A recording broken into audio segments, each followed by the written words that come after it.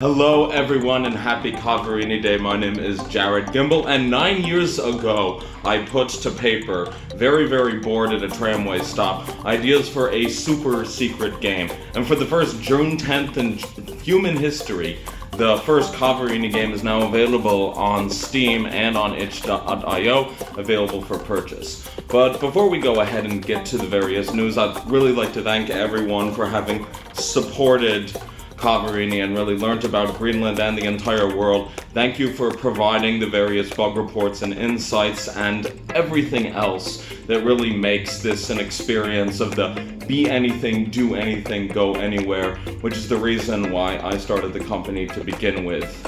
So, let's go ahead and reveal you a little bit more about the second game in the series, which is going to be due out later this year. So let's go ahead and bring you to the DRC, Congo-Kinshasa, a land with many names, both past and present. The largest country not the largest country in Africa, the second largest country in Africa, and the largest francophone country in the world in terms of both area and in population. And so the Kaverini Uvira is actually going to be set not just anywhere in this vast landmass, but in particular in the eastern areas of the country, which are near Uganda, Rwanda, and Burundi. And Uvira is located right nearby Lake Tanganyika, after which Tanzania is named. A fun fact, Tanzania is actually a combination of Tanganyika and Zanzibar, and apparently the two names having come together. And one thing that's very important to keep in mind is that this game is going to be at the request of my friends from the DRC who have helped work on this game. This is going to be a cell phone exclusive. And as such, there are going to be significant differences, but we're going to get into that later. So, in the first game, Kaverini Nuke Adventures, you were a tourist, and so probably you're wondering, what's my role here? So what is my character that I so lovingly drew or picked out of the 20? What are we going to be doing there? Well, you are a neophyte of an organization called Happy Club International. And so what exactly is Happy Club International? It's an international outreach organization, as far as I know, fictional so far. And its goal is to ensure that everyone on the planet lives very fulfilling lives.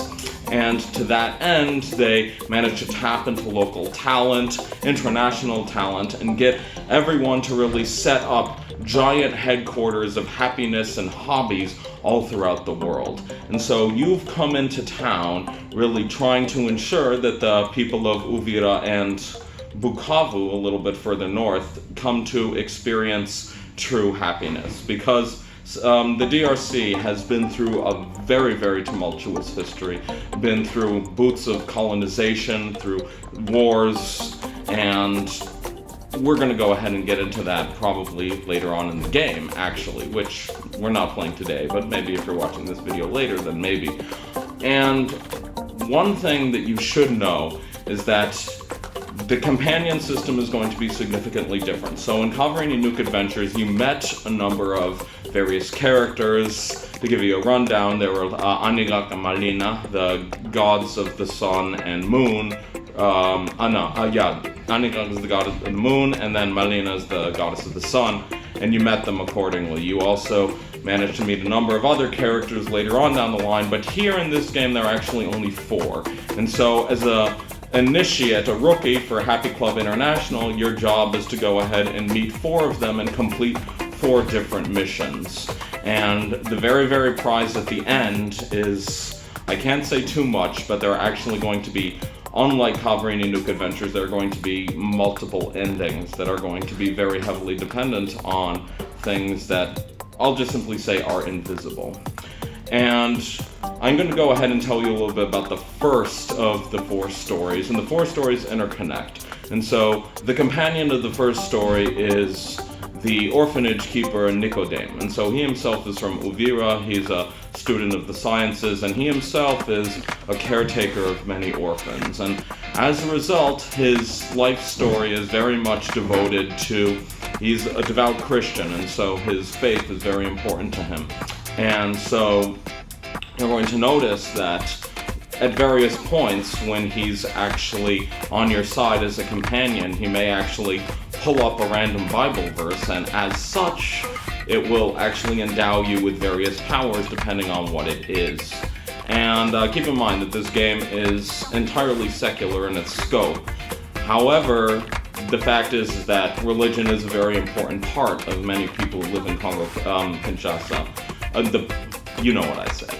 And there are many Christians as well, and also a significant Muslim population, owing to like the presence of the Swahili coast, presence of traders from Oman, and etc., etc.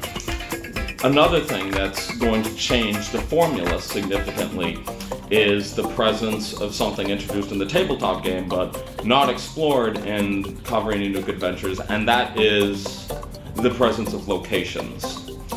So when you're in various locales in the DRC, they're actually going to provide various things that will change up the battle significantly.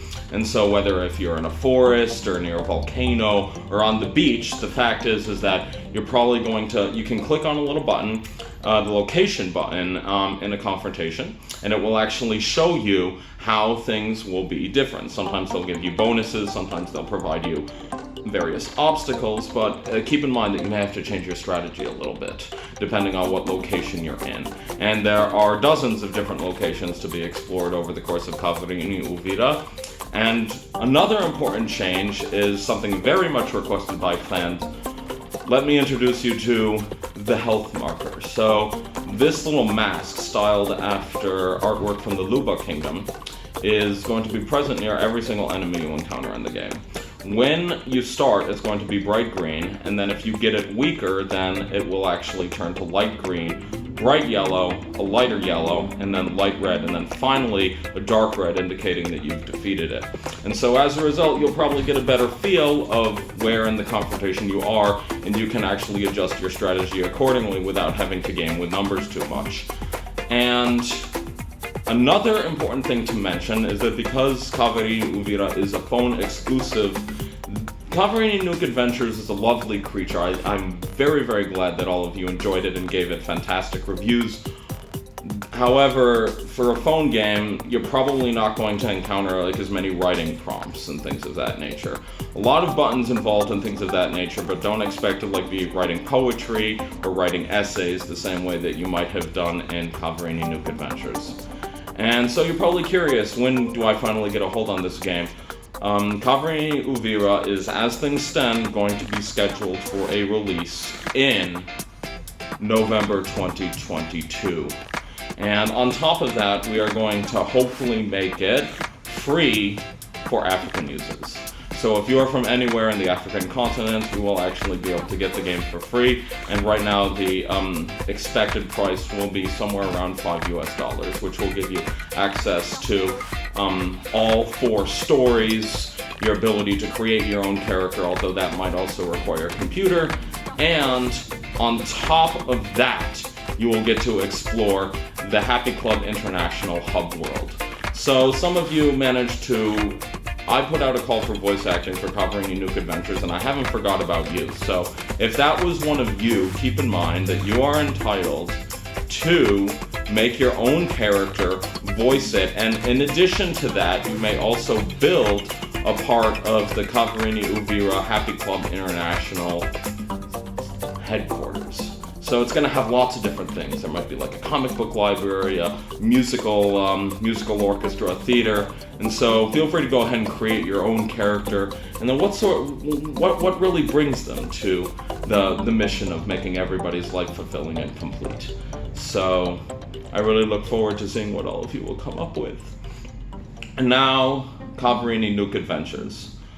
June 21st is Greenlandic National Day. And to honor that, we are going to hopefully come out with a new patch around then. A lot of these are going to be minor issues concerning typos, and in one case incorrectly looped music.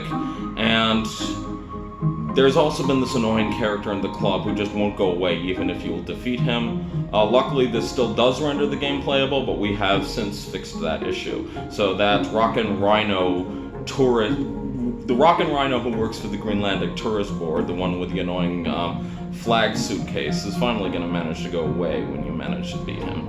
So those are the big issues. There's also another issue concerning some of the technique special effects not working. We are still working on that, but we really hope that you continue to send various bug emails and feedback to jared@kaverini.com in the event that you encounter something or any variety of feedback at all. And for game number 3 in the series, a little bit of some news. So Kaverini Nauru Adventures, due some point out in 2023, is going to be a demake styled after the Game Boy aesthetic. And it is going to be made available on itch.io, and unlike Uvira and Nuke, which are based on a mission strategy, Kaverini Nauru Adventures will be fully open world, which means that you will land in the airport, you will get to explore the island as you wish, rather than having it served to you in little pieces. So, that's all for today, and, well, I think that there's one other thing that a lot of people would really like to know about.